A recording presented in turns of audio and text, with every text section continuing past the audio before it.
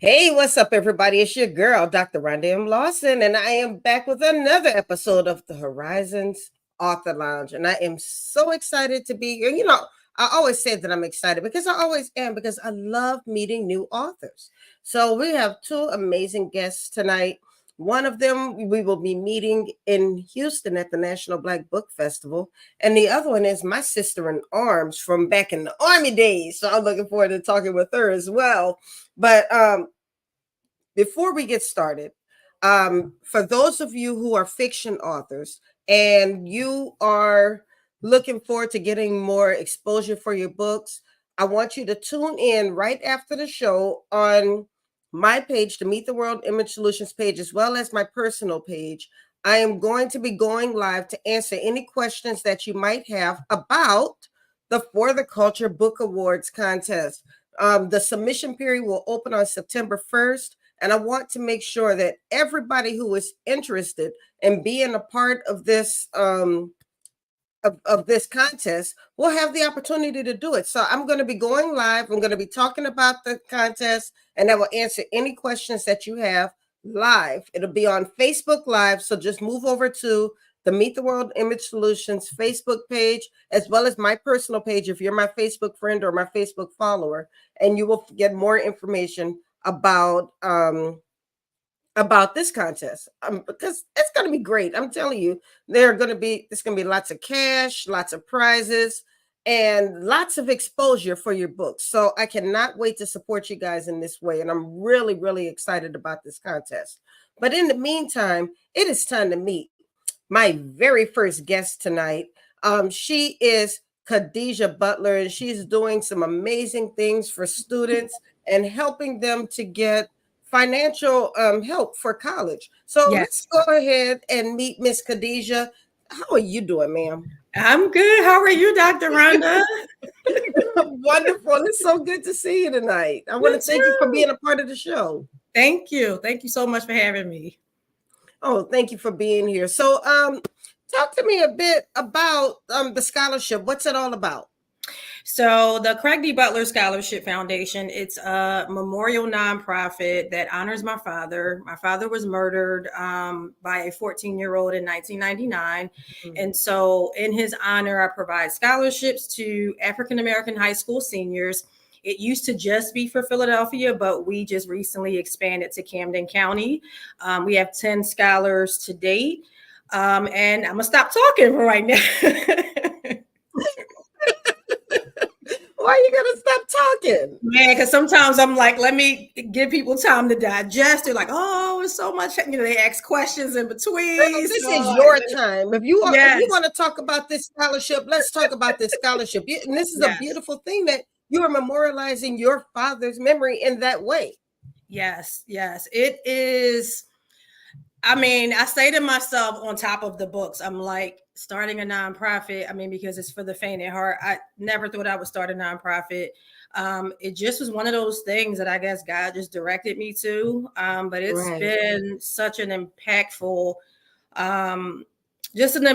experience for me, for the teachers, for the students, for the parents. I'm truly blessed to be doing what I'm doing, for sure. Beautiful, beautiful. So now, what does a student need to do to qualify for the scholarship? So besides being African-American, you have to have a GPA of at least a 3.0. We do have a scholarship application packet that's out, but on top of that, an essay, 2 letters of recommendation.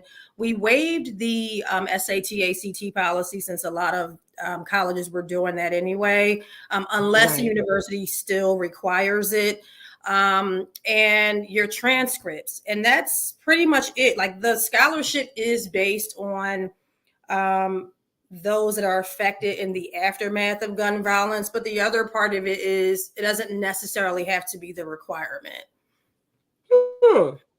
That's interesting. So you have a very specific audience that you're going after for this scholarship. Correct. It's very specific. As I said before, since we are expanding to Camden or Camden County, I think my biggest thing for me that I always say is that I don't want the Ashley Banks. I want the Lucretias. I want the Rashidas. I want the Malcolms, the ones that are truly blessed. Because the reality is that we're really narrowing that gap. Like if they did not have the economic circumstances, they would be on the same playing field as every other person. And so that's really sort of been my motto, to really highlight those that don't have the economic circumstances, but just changing that narrative that Black excellence does exist. That's beautiful. Now you already impacting people. Mark says, good evening. He says he likes your first name. It makes him think of the show Living Single. I'm sure you get that a lot. I get that all the time. Like people be like, hey, Khadijah, where's Regine? You're like, oh God, I'm old now. Like well, you know, we all love Mark. Mark is a regular supporter of the show. So, and he's a big supporter of Meet the World Image Solutions. So thank you, Mark, for joining the show and always bringing some levity to anything that we're talking about. And Elisa is on the show tonight. She's another regular supporter of the show. I think she tunes in every week. So we love people like Elisa. So thank you for joining us, Elisa. Now you also have before we go into the book, let's talk a little bit more about the scholarship. Is it too late for a student to apply for this scholarship? So we're starting our scholarship year for 2025 on September 4th. So it opens up at the beginning of every high school year, and then it ends in mid-April. So we have the dates. I believe it's September 4th, going all the way up until April 15th, but it's that Friday. So the application itself will open up. I'm registered on pretty much all of the scholarship boards. You can find it on my website, Scholarships 360. It's out there. Oh, so that's an idea. That's something I've never even thought about doing, is putting the scholarship on the scholarship boards like Scholarships 360 and so forth. You can just post your scholarships there for students to find. I will say there may be one or two that may ask you to pay, which I haven't had to. But on the scholarship boards, for me, is where I feel like that's where the biggest visibility is. And then recently, I partnered with Scholarships 360 because they really brought a lot of candidates, to us, for those that are like, hey, I don't feel like mailing anything in. It might take too long to email certain things. So that, and it's an app called Moz. I think that's how I'm pronouncing it, where again, the students are, the less amount of time I have to physically write something, I can apply directly on the app. So I'm finding different ways of like making sure it's visible.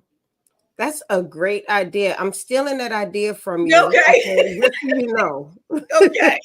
You need any help with it, I got you. And that's actually, part of in my book as well, but we'll get to that.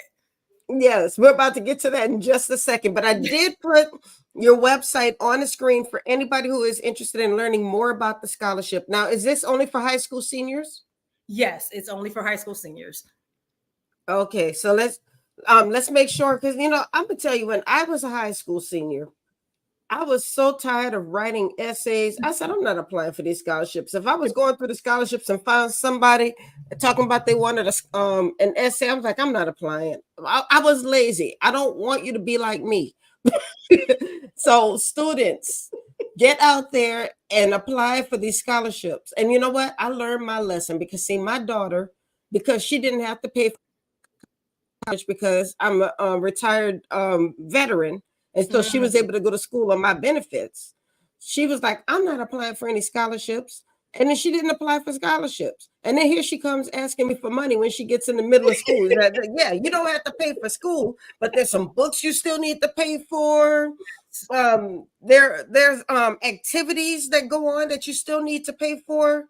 It's your So make transportation, sure. the labs, all of that. Exactly. There are so many things that you need to pay for, even if you have a full ride scholarship. I was, as you know, I was in the military and I was stationed in Belgium, and I used to give scholarships through my sorority. And at first, I was a little dismayed because the students who were applying for the scholarships, I felt like they didn't need them because I had one young lady who had gotten a full ride scholarship, and then I had an international student who he was going back to his country for college, and he was going to school for free. I'm like, they don't need my little $1,000. But I kind of find out that they actually did, because even though the young lady got a full ride scholarship, she still had to pay for books. Yep. She still had to pay for, like I said, activities. And the young man was the same way. He might have been going to school free, but there were so many other things that he needed to pay for. Yeah.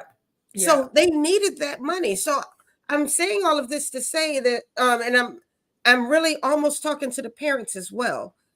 Parents, make sure your kids are applying for these scholarships. Make them sit down and not be lazy like I was, saying I don't want to do this, because I'm telling you that money comes in handy. There are so many unexpected expenses that come up. Yes. And often we forget. We don't think about them until we're in the midst of it. Yeah. And that's one thing I actually talk about, because I have a scholarship workshop. As far as the essay, you can recycle it. And some people don't know that. So it's so many different tips, but you're absolutely right. I mean, that was one of the problems that we had. One of our students he got a full ride to Morehouse. Morehouse sent my check back. I'm like it was like a good problem to have. But like you said, I found a way to just say, what else do you need? And, that was the end of it. Absolutely. I mean, just like Mark said, any scholarships that are eligible, they need to jump on it ASAP.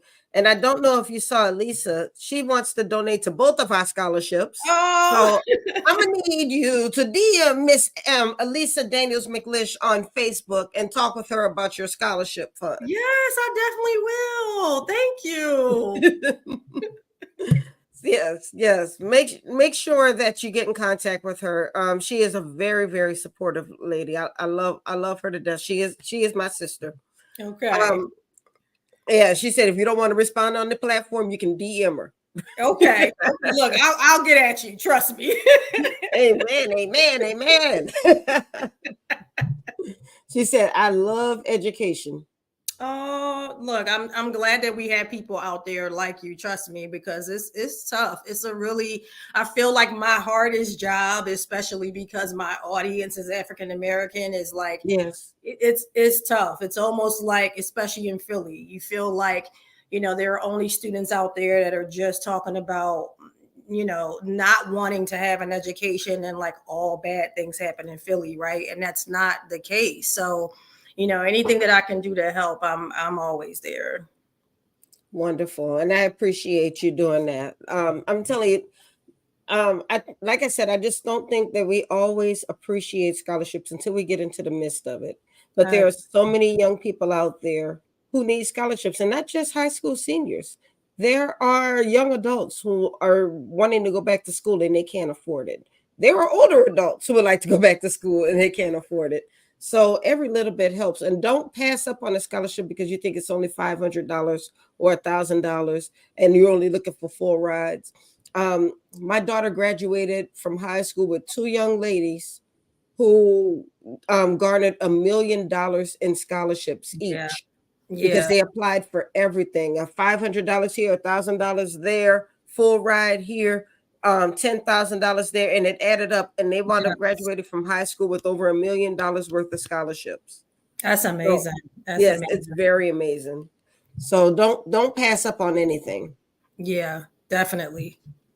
Yeah.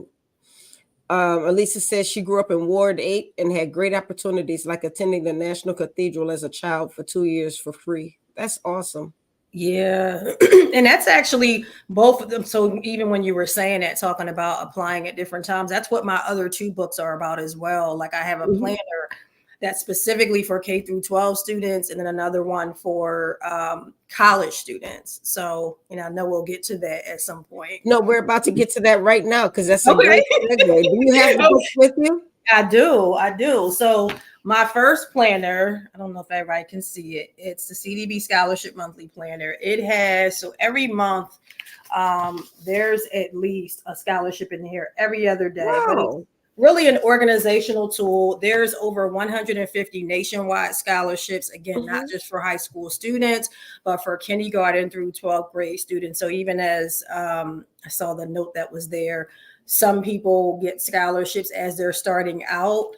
This really begins to get you in that organized state of mind to say, I'm going to apply for something, I don't know, once a month or during like my holiday or whatever the case may be. And then my second one, it's the college edition. So this is interesting because, first of all, the first planner, I should say, came out of, I had a workshop, and one of the students was like, hey, I know there's a million places that I can find these scholarships, but I need something physically in my hand. My dad is old. He doesn't feel like going online. I'm like, oh, okay. So he wanted something for his son to be accountable to hold and say, hey, did you do this? Did you check these things off? And so the college planner came because I actually did a book signing at Essence, and there were so many college students and like parents, women who had children and dropped out, and was like, hey, do you have anything for us? And that's how that started. So Wonderful. And these books are well, there's another book on the laying the foundation. Yeah, so this is actually how everything all started. Laying the foundation brick by brick it's basically a step-by-step on how to start a nonprofit and how to start a scholarship foundation. But it's also in my around the way Philly girl, like not to make it boring for people, right? Because the thing was, I could not find any information on how to start it, on what steps to take. So not only does it have, it's my healing tool, like me really speaking about my father's death and kind of overcoming it, but starting the foundation, getting your 501c3, and then towards the end, I add some little, I call them jewels, like inside of the book, but I add things in there like the bylaws and different links that you can go to for like the scholarship boards and things like that. So it's a tool as well. Like, through education, I'm using in the books to find a way to give back on so many levels. Nice. I love it. I love it. And I just put the link to laying the foundation in the chat. I'm not going to put it on the screen because it's very long. It's an Amazon link, and I didn't have a chance to do a bit.ly for it. So what you can do is just look in the comments. If you're watching on Facebook, LinkedIn, YouTube, or even Twitch, you can just look in the comments and the link will be there. You could just click on the link and it'll take you to laying the foundation. And the other books are on Amazon as well, correct? Correct. The other ones are on Amazon, and then people can also purchase off my website if they want a signed copy, or in Houston if I'm at an event. So.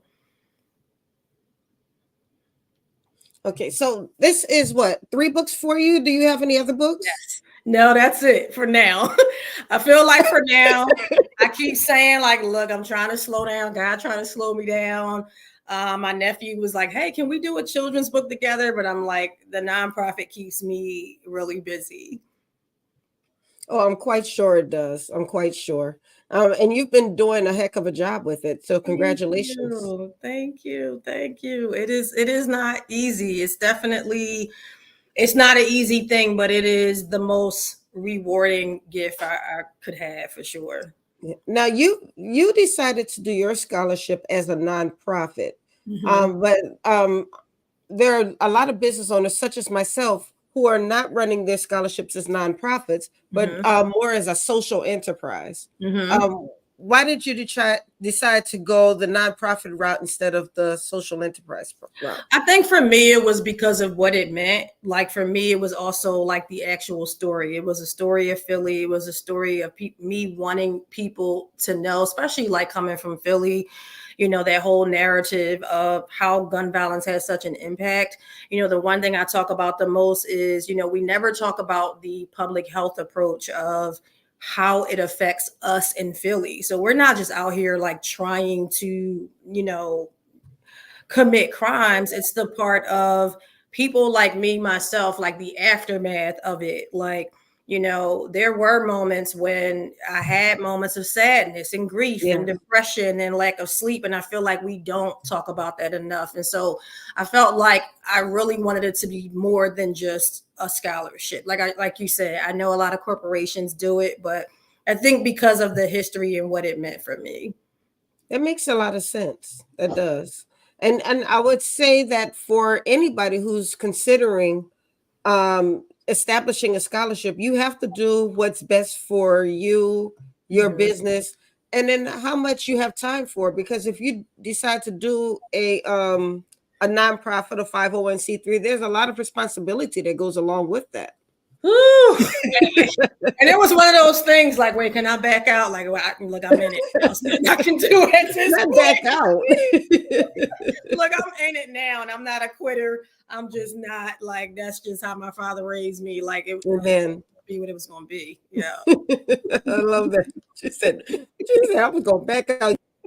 Back out. I'm in it now. It's like, all right. Now, another thing that you decided to do was you decided to publish these books yourself instead of traditionally publishing. And why is that? Well, two of them I did actually. The planners I did myself. The first one is a traditional publisher. And I think it's really for a number of reasons. What I've learned the same way with the nonprofit as I was in it is it's really about what your outcome is. Like depending on what you're looking for, what your expectation is, I think people really don't know the amount of work as well, like being an author, and depending on which avenue you decide to take, and you don't think about like your royalties or your costs or your marketing, or you want to just order a book. Like these are just not things you think about. And so when I went the publishing route, I started learning there were things that I could do on my own that were a little more timely, that I wasn't necessarily waiting. And it was just a little bit more autonomy for me. It makes a lot of sense. And I think for me, that's the reason why I chose to stay self-published. I mean, I have some projects that I might want a traditional publisher for later, but for me, it was easier for me to stay self-published because of how much I'm doing. Yeah. And I didn't want to be strapped down to having deadlines that I may not be able to fulfill because I'm doing a million other things. Yeah. So, and then the other thing is, some people have asked me, well, why are you selling your books through Amazon?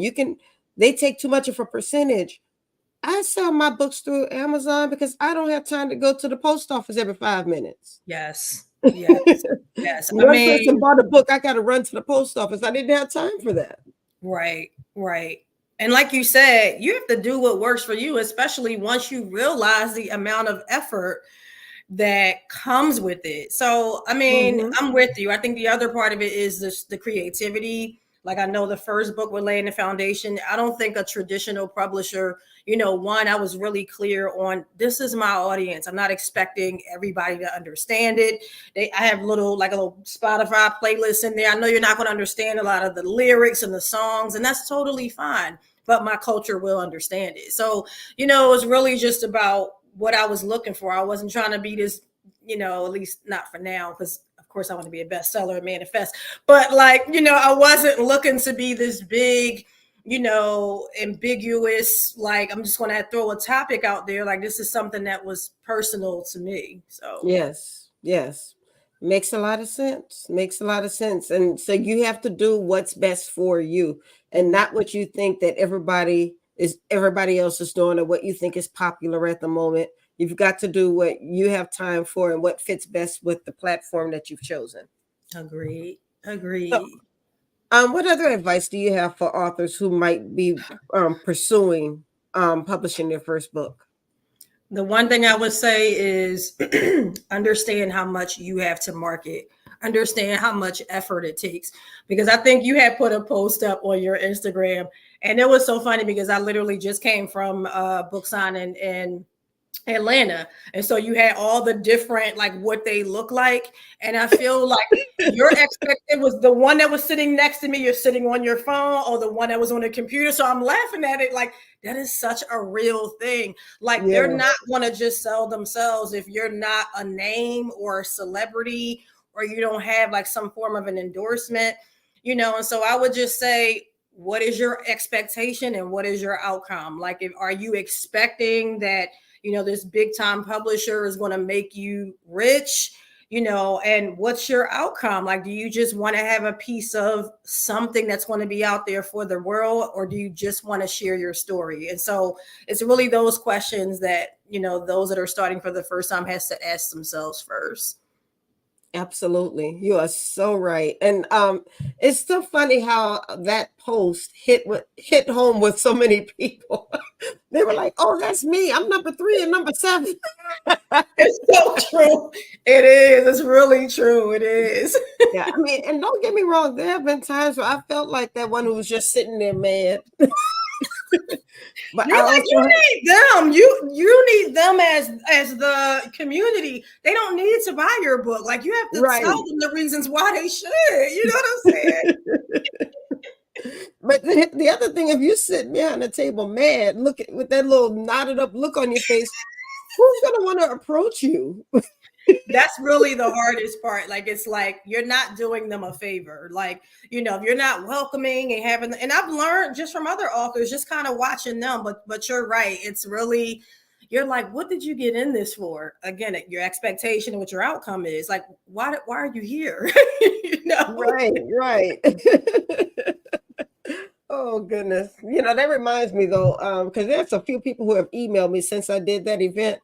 I'm gonna answer y'all. I've been busy these past couple of weeks. I Oh feel my so god. bad. Which event? So, That was the mahogany event, right? In yes, the Mahogany DC. Books event. You're probably like, how can I get in there? How can I get me a table, Dr. Rhonda? That's probably what they want to know. I've had so many emails say, "How did you get to sign with Mahogany Books?" I'm like, "Oh no." To this day, like when I came to Maryland, I'm like, I need my book of mahogany. I need it in there. I just do. Yes. Well, the owner is my sorority sister, and I am just so proud of her because I remember when I was stationed in Belgium, and she emailed me and said she was starting her bookstore. I was like, "Oh, that's nice. She's starting a bookstore." And by the time I moved back to the States, this woman had blown up. She and her husband were everywhere in Essence magazine. Yes. They have the celebrities coming to see them. I said, "What in the world did you do, Ramanda?" And I met her in person. She probably doesn't even remember me, but I met her in person at Essence. Like, she was looking at this necklace. Like, hey, let me get that. And I walked into her little bookstore. I said, look, I'm gonna be in your bookstore one day. But she probably doesn't even remember at this point. But that's totally fine. Yeah, I just think it's amazing what she and her husband have done, and they're still continuing to grow. They're Yes. still doing more things. So I love it. I'm proud of them, and I want them to continue to just keep moving forward. They are. I mean, they are definitely doing an amazing job, and it's great to see that. I think we, as authors, like Black authors, we need to be able to see what we look like and what we can accomplish.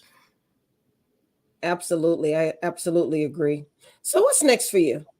No, man. So I feel like I'm always growing initiatives with the nonprofit. I'm kind of working on one that I'm going to announce at some point with one of the colleges. So I'm kind of looking forward to that. One day I would like to expand the nonprofit. I can see it being more regional, but Nice. we'll see. We'll see for sure. Well, I love it. So now I don't know if we mentioned, but you're talking about the nonprofit and the scholarship. Can anybody in the country apply for the scholarship, or is it only regional? So it's only Pennsylvania, and then Okay. Camden County is just a branch, like a small part of South Jersey. So the entire state of Pennsylvania and just that location for now, anyway. Okay, and that makes a lot of sense. Mhm. You start here and then you move up here, so that way you don't Right. get too big too fast. Definitely, because Yeah. I want to be able to handle it. But I think, like you said too, like just with the amounts. I mean, I would love to expand to so many other places, but that is where the donations and things come in order for us to do that. So, we'll see. Fingers crossed. Yes. Well, I want to thank you so much for joining me once again. I'm gonna go ahead and put your link back up for anybody who wants more information about Khadijah Butler, or if you want more information about the scholarship. Oh, there were so many comments. I gotta find it now. Oh, yeah. Oh, Oh, there were so many comments. So many comments. oh, I'm so glad. Oh, thank you so much, Dr. Rhonda, for having me. I cannot wait to meet you in person. Oh, I can't wait to meet you either. I'm telling you, Houston is going to be amazing, and I'm really glad that you're going to be there. And I look forward to meeting you in person as well. I did get the website on the screen. So, Okay. anybody who wants more information about the Craig D. Butler Scholarship Fund, go to craigdbutlerscholarship.com. And they can also find information about us Yes, there they as can well, also correct? go. Yes, so they can also go on our social media channels. If it's just a website, again, as I said before, there's a lot of helpful links on there, but we're on at CDB Scholarship on all of our platforms.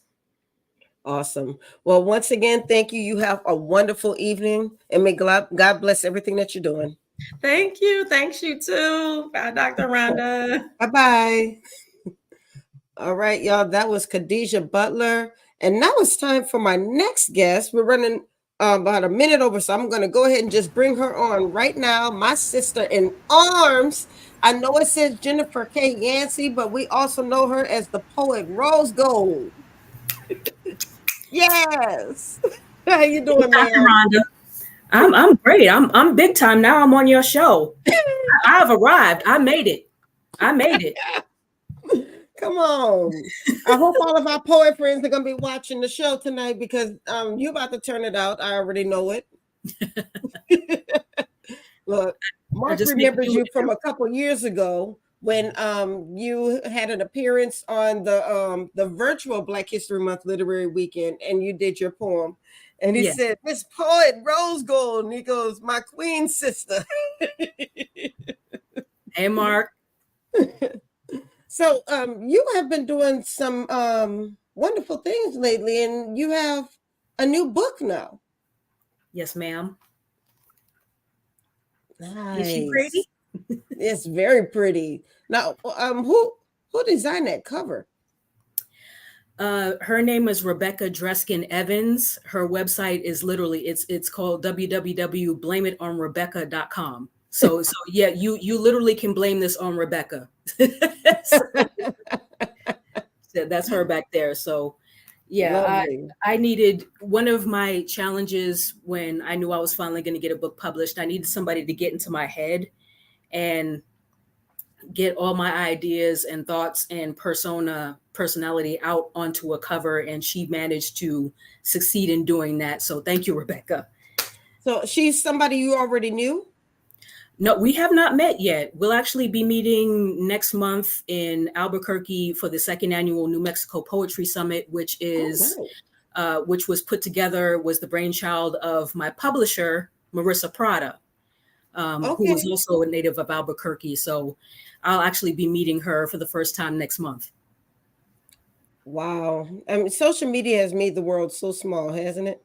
Yes, it has, especially with COVID.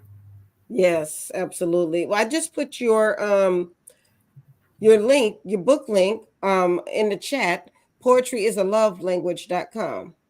And Oh, actually, I could do you one better. If they go to www.redorgreenbooks, red is spelled READ, redorgreenbooks.com, they could be able to order it from there. okay, redorgreenbooks.com. Let me make Yes. sure that I got it correct. I'm gonna put it on the screen. Is that right? Yep, that's it. All right. So go to redorgreenbooks.com and cop a copy of this book. Mark already said that he wants the book and he's dope cover. So make sure. Oh, so I guess they can go to Poetry is a Love Language, or they can go to Red or Green Books. Would it be better to go to Red or Green Books? Just redorgreenbooks.com. Gotcha. Mm-hmm. All right, Red or Green Books. So what type of poetry can we find in this book? So, and I love that question. Since we as a collective are not a monolith, I don't just write about one single thing. Not that that's not a swipe against anyone who does, but for myself, I've been orbiting the sun for 52 years. I've gone through a bunch of different things. So I write about a bunch of different things. So in this book, you could find a lot of poetry about social justice or social injustice, however you look at it, mental health, time in the military, Black love, self-love, spirituality, things like that. So that's you'll find a whole bunch of those things. Intimacy, I touch a little bit on intimacy, toxic relationships, things like that. But I've, to get that out of my spirit. So yes. I put it down on paper and I left it there. That's not something I want to talk about too much, at least not on paper. But so that's pretty much what you will find in this book. Yeah. And, we've known each other for, I don't know how many years, but we met at the 2009 Worldwide. You're right. You're right. And it was actually in the DMV at that time, wasn't it? Mm-hmm. In Tyson's Corner. Mm-hmm. Yeah. But I've always known you to be that deep thinker. You don't just think on the surface level. You've always gone a few layers down. So it wasn't surprising to me when you really started pursuing your poetry. Now, mm-hmm. One thing is, I didn't know a lot about your poetry until much later. Were you doing poetry in the military as well? Not that much. See, let me rewind to like my pre-military days. Like when I was around 19, 20, I knew I was going to write a book, but at the time my focus was on fiction because I just knew I was going to be the next Terry McMillan. So I was going to write a bestseller. They were going to turn it into a movie. Hello, Trust. They're going to turn it into a movie.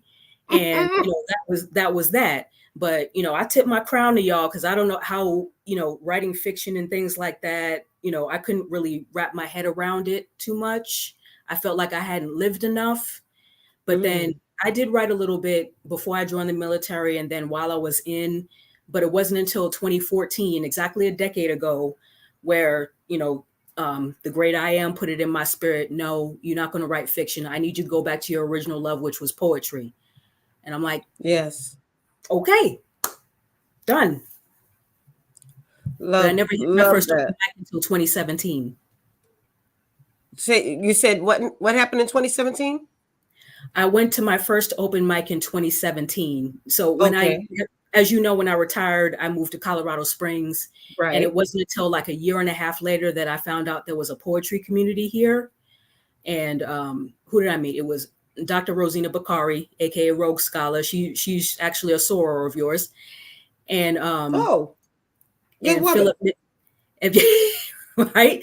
And Philip Midnight Curtis, he from Brooklyn, but still got love for him. But so I met them at a little event at a coffee shop, and I said, I've got to meet these two. And when Rosina told me that there was a poetry scene, a poetry community in Colorado Springs, I said, shut up, you lying. Ain't no poetry in Colorado Springs. So, and she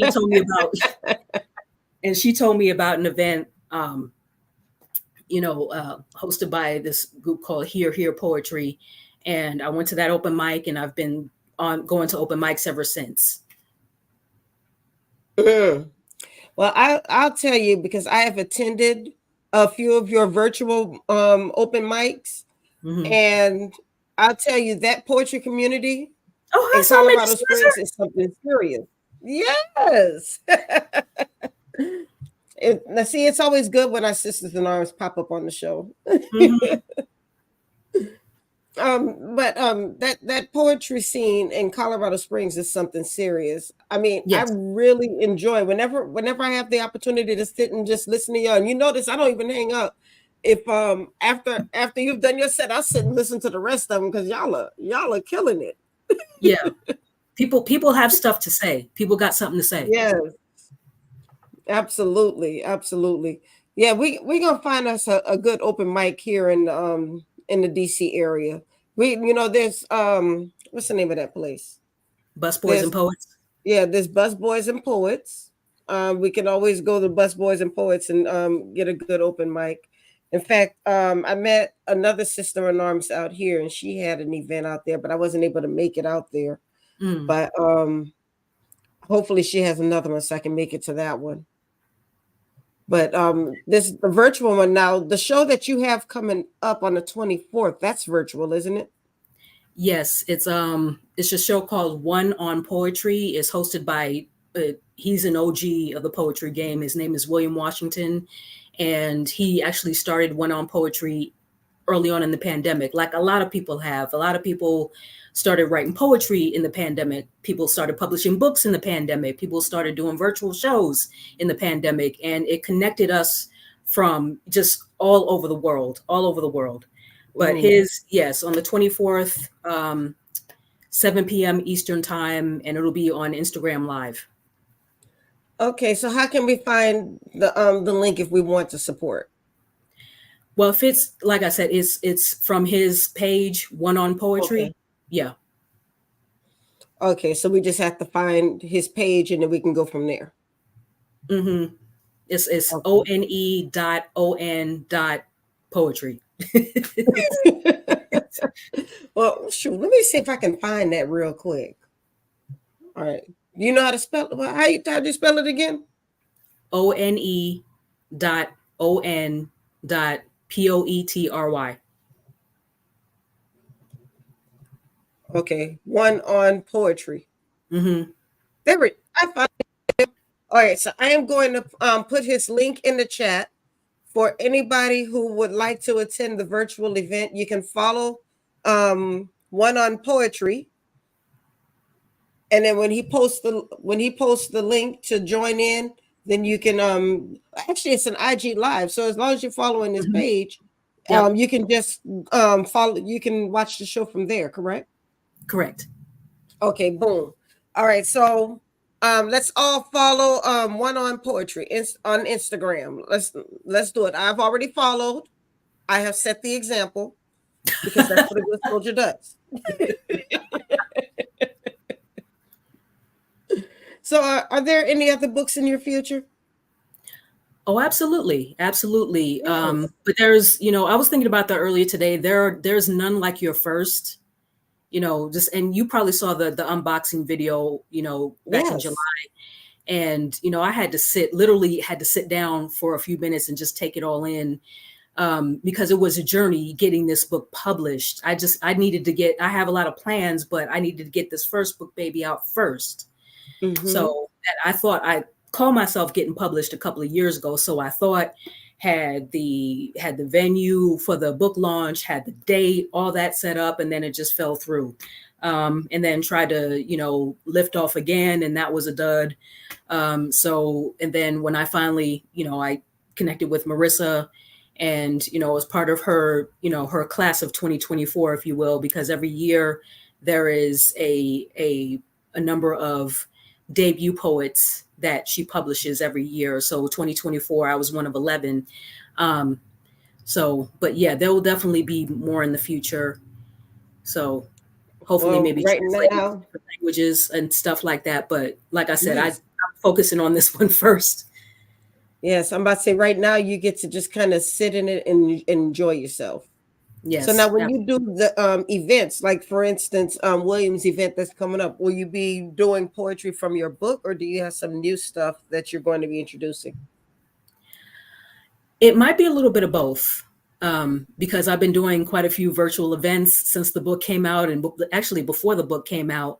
So I might do some from the book and then maybe some new stuff, or maybe just some old stuff that's not in the book. So it might be a combination, thereof.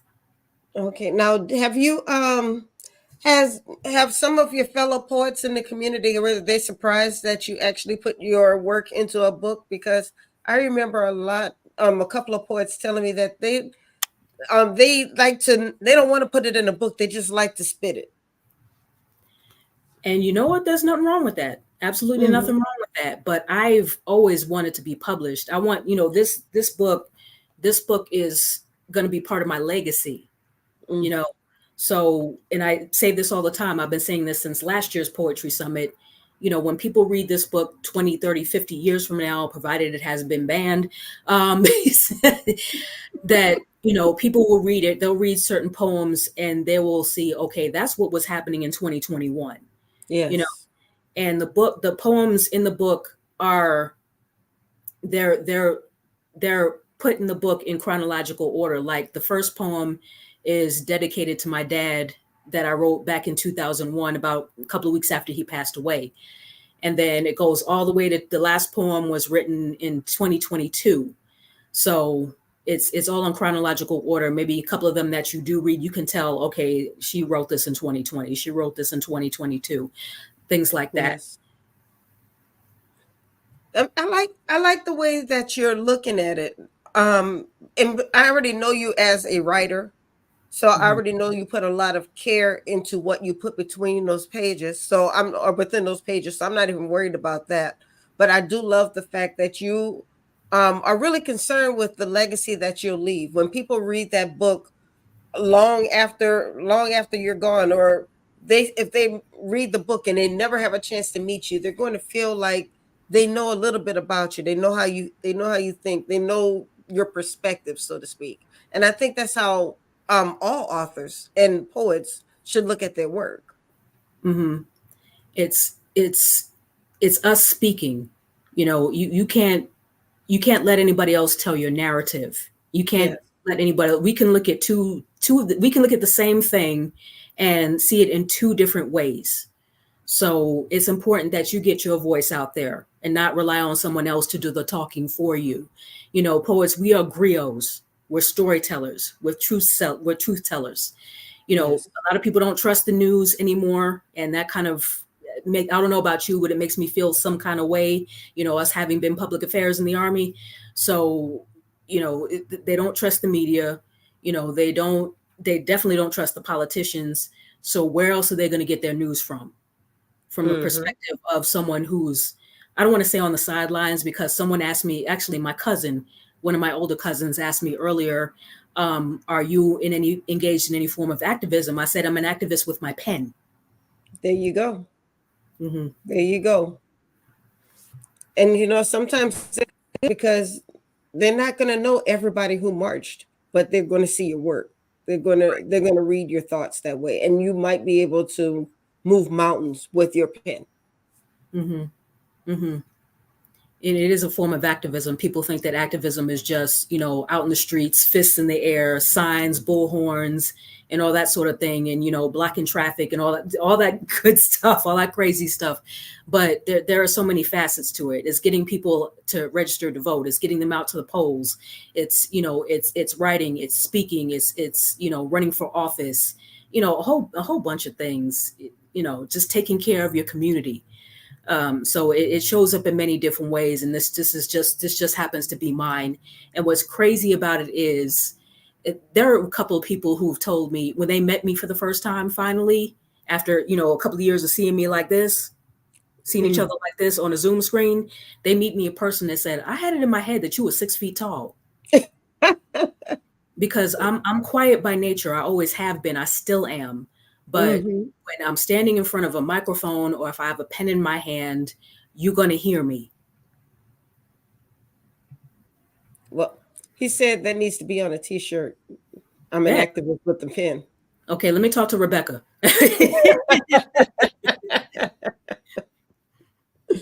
I love it. So, are you gonna bless us with a poem from the book? Sure, I can do that. Okay.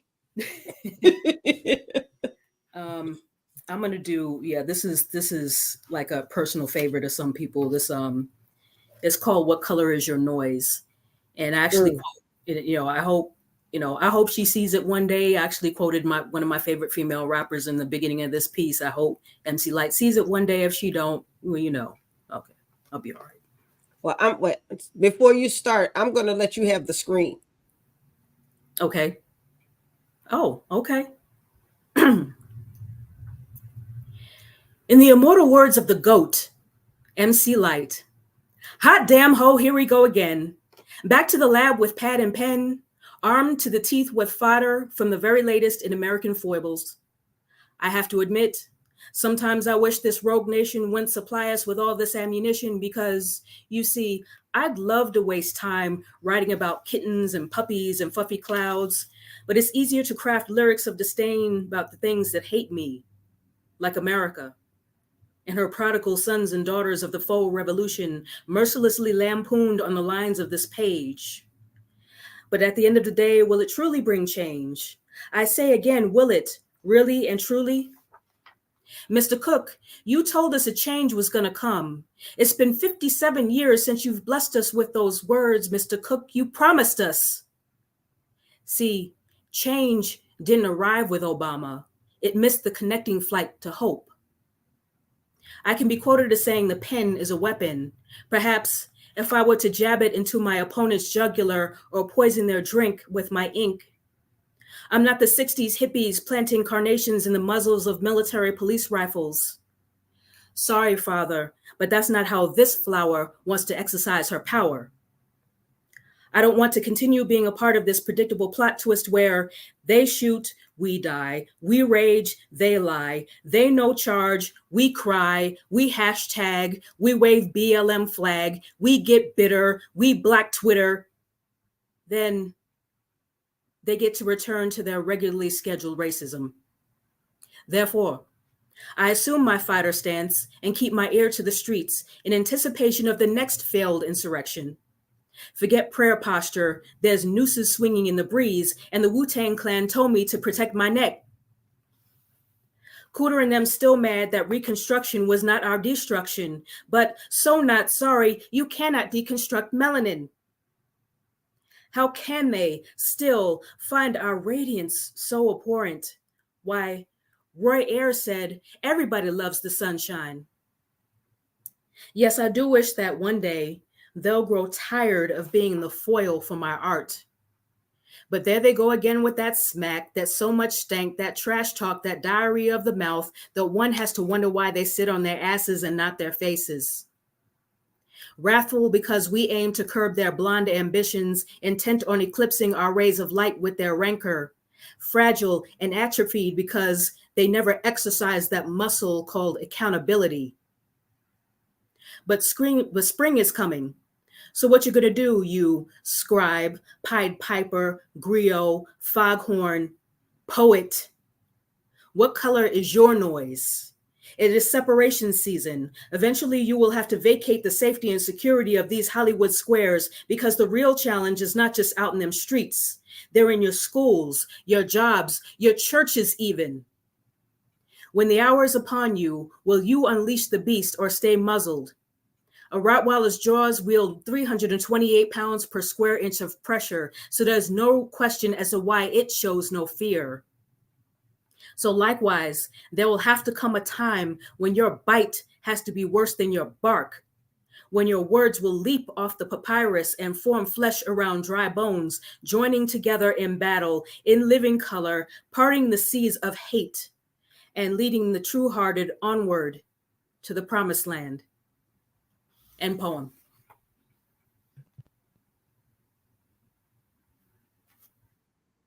Girl. Look, I almost got so lost in the poem, I go on screen. Thank you. Well, Mark says that an interview and free poetry. We're getting a treat tonight, folks.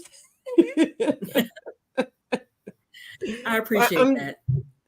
I'm telling you, the imagery, and I've heard you spit a few times. Mm-hmm. And the thing is, you write with such imagery. I can feel I can feel like I can feel everything that you're putting into your poems. I can feel it. So my question is, how do you translate that into pages? Because somebody who doesn't know you, who's probably never heard your work before, is going to read this. Do you feel like they're going to feel the same thing that they're going to feel if they had heard you deliver this poem? That's a tough question.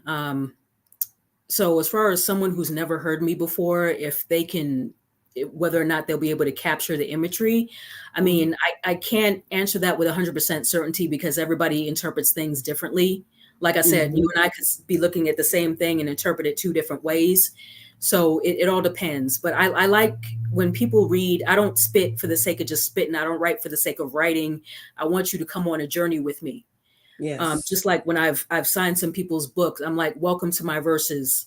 It is my hope that these words inspire you to start a conversation, inspire you to think, inspire you to get mad. That's why I made that little quip earlier about getting banned, because some people aren't going to like what I write, and I'm good with that. Then I'm doing my job.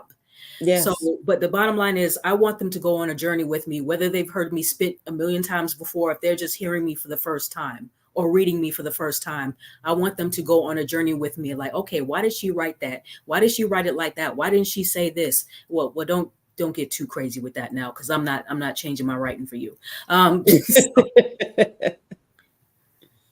So. I'm loving it. Mark caught the Wu-Tang reference. See, he understood the assignment. He's paying attention. Yeah. And the thing is, you make a lot of those references within your work. Like I said, I've heard you spit a few times, and you make a lot of references where sometimes I feel like, ooh, let me go read up on so and so before I hear Jennifer's work, because Jennifer's gonna drop a few jewels in her work if she didn't do anything else. And that goes back to what I just said, my answer to your most recent question. That right there. Well, I feel like and this is just little old me saying it, I'm a novelist, I'm not a poet. But you got to do some more books. I mean, the world needs your work. I appreciate that. Don't worry. There's more. There's more. I had to birth this. I had to birth the first one. So it feels, I've never literally given birth, but now that this is out, I could exhale. And another OG poet, Ms. Stacey Dyson, who's the leader of an international women's poetry group called Tesoro, she said, yeah, buckle the seatbelt. It's just gonna take off from here. So just be ready. Love it. And don't think that people didn't catch on to that 52 rounds of 52 circles around the sun. 52 where? Well, you know as well as I do, black don't crack. This is true. Now you keep doing your thing. I'm so proud of you. This is the Poet Rosegold, and you know that invitation is always wide open. If you ever pop up on the Black History Month Literary Weekend, just know that you're on the program. I need to get there. I was thinking about that earlier today. So it's like, every year I try to get there, then something happened, and it's like, oh God. But yeah, 2025. So now there's witnesses online who've heard me say that. Okay, well, Mark will be there too. Maybe this is what it is. I need to have Mark at my events. So when Mark is at my events, then the Poet Rosegold comes. Yeah. Mark is a real one. He put out like 11 books. I need to catch up to you. Yeah, it's that New York connection. I think that's what it is. Indeed, we got to represent. Yeah, to show you that there are good things that come out of New York. Lots of great things come out of New York. Well, no, thank you so much for being on the show. Thank you for sharing your work with the world. I need to hurry up and get my book. In fact, I'll be ordering my book tonight. Let us know where we can find the book. Okay. Again, you can find the book on www.redorgreenbooks.com, and also, or you can just DM me on social media. On Instagram, it's the Poet Rosegold, and on Facebook, it is also the Poet Rosegold. So you can find me there, or if you're connected to me on my personal Facebook, you could hit me up there as well. Wonderful. And just to remind people, you will be doing a virtual reading on the 24th, or virtual open mic, I should say. And if you would be part of that, then go to Instagram.com and follow one.on.poetry, one on poetry. And I think I still have his page up. Yep, there it is. I think his name is William Washington. He's going to be the one who's hosting the open mic. So make sure you follow him so you can catch that show on the 24th. And that's only a few days away. Yep. Man, this month flew by. Goodness. This whole year flew by. Where did 2024 go? It's yeah. I have no idea. Well, once again, thank you for being on the show. Like I said, I'm very proud of you. And if you ever want to come back, like I said, the invitation is wide open. All you have to do is say the word. Okay. And what are the dates again for the Black History Month Literary Weekend? Yes. February 20th through the 22nd. Okay. I need to get that on my calendar. Relentless Aaron says greetings. Now he has about 1 million books as well. And Mark wants to know what time on the 24th it'll be 7 p.m. Eastern. All right. Now, see, how is it? You do a lot of things on Eastern time, and you're out there in Colorado. Do you feel like you're always living in the future? That is great. Well, the world revolves around Eastern time, and people forget when people list the different time zones. They always forget Mountain Time. It's like Mountain Time gets no love. We're only 2 hours behind. We get no love. You're right. Yeah, we've got to start mentioning Mountain Time. We mentioned Pacific, and then we mentioned Eastern. We barely mention Central anymore. That part. Oh, goodness. All right. Well, you enjoy your evening. Relentless Aaron says, love our authors. And we love you too, Relentless Aaron. Thank you for joining and supporting the show tonight. But that's all we have for tonight, guys. Lots going on. Remember, at 8:15, swing over to the Meet the World Image Solutions Facebook page. I am going to be live giving out information about the Horticulture Book Awards. For those of you who are authors, you definitely want to be a part of this. So 8:15, I will be live on Facebook as well as my own page. So make sure that you tune in for that and bring all of your questions because I want all the smoke. I want all the smoke. Also, the Black History Month Literary Weekend, we were just talking about it. If you would like to be a sponsor or if you would like to be connected in some way, hit us up. Hit us up.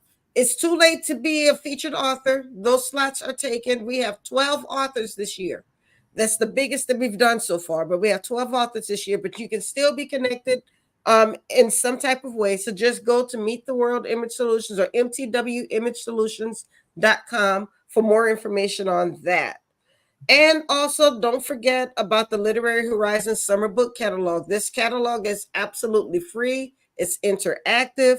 You can read samples of 25 different authors. Click their link and purchase their books. We want you to be a part of that because there's some phenomenal work inside of this catalog. But that's all we have for tonight, guys. I'll tell you more, but it's 8:03 and I'm trying not to be too late.